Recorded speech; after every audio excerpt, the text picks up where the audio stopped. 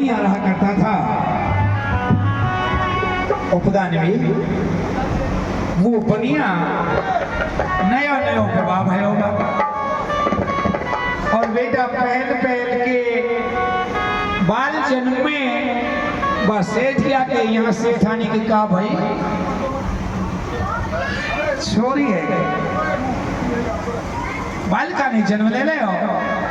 हिरण्यकश्यप कहने लगे अहो बेटा नहीं जाने कहा चक्कर पड़ो। हिरण्यकश्यप कहने लगे बस सेठिया की वो बालिका तो समाप्त। क्या नाम रखा था उसका?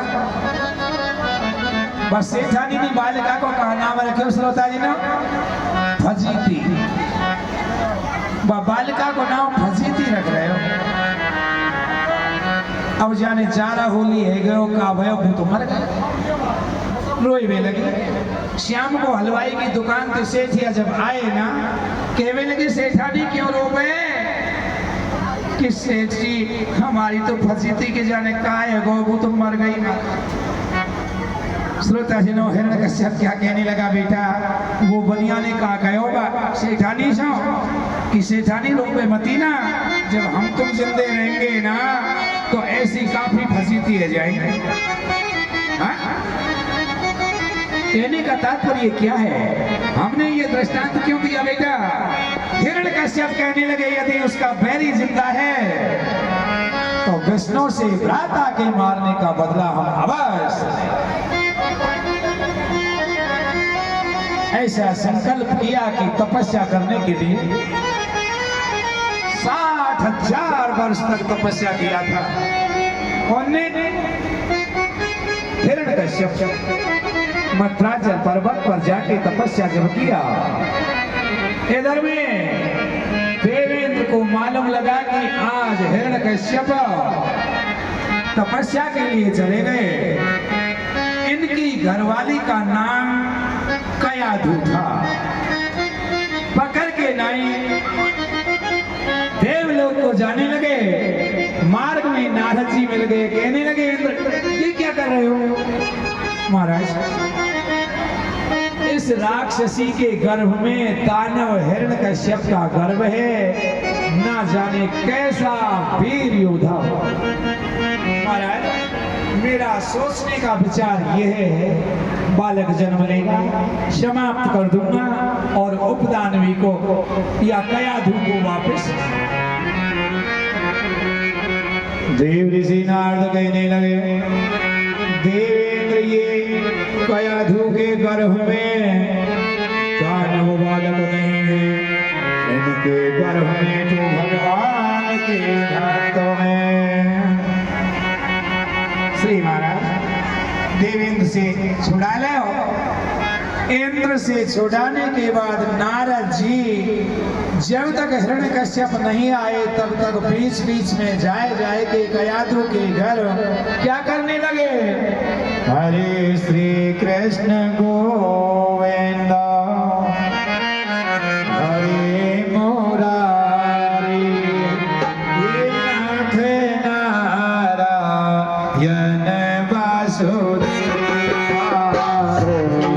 Krishna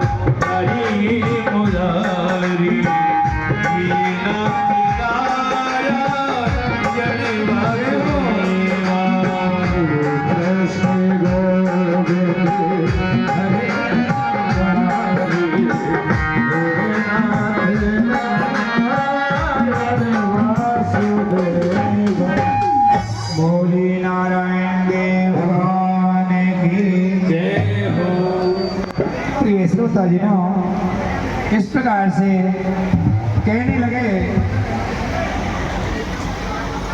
से शंख चक्रम से कीर्ति कुंडलम से हारे वक्षस्थल को